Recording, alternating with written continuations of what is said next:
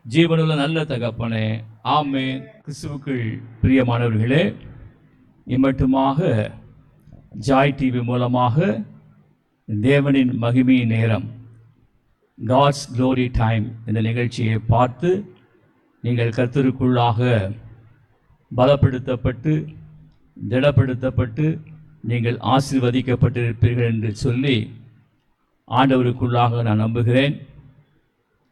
நாங்கள் ஷெகினா க்ளோரி தீர்க்கதரிசன சபை, ஷெகினா க்ளோரி ப்ராஃபட்டிக் சர்ச், புதிய எண் 10, மர்ஃபிதாஸ் ரோட், டாக்டர் சீதாபதி நகர், வேளச்சேரி, சென்னை 42 என்ற இடத்திலே நாங்கள் பல வருடங்களாக ஆண்டவருடைய ஊழியத்தை செய்து வருகிறோம். எங்களுடைய சபையினுடைய ஆராதனை ஒழுங்குகள் ஞாயிற்றுக்கிழமை தமிழ் ஆராதனை 9:30 மணிக்கும், ஆங்கில ஆராதனை 12:30 மணிக்கும், ஒவ்வொரு மாதமும் 2வது மற்றும் 4வது சனிக்கிழமை அன்று காலை 11 மணி அளவில் சுகமளிக்கும் விடுதலையின் ஆசீர்வாத கூட்டம் நடைபெற்று வருகிறது. நீங்களும் வந்து கலந்து கொண்டு ஆண்டவர் தருகிற ஆசீர்வாதங்களையும் சுகத்தையும் விடுதலையும் பெற்றுக்கொண்டு நீங்கள் தேவனுடைய நாமத்தை மகிமைப்படுத்தும்படியாக உங்களை நாங்கள் அன்போடு கூட வரவேற்கிறோம், அழைக்கின்றோம். ஆமென்.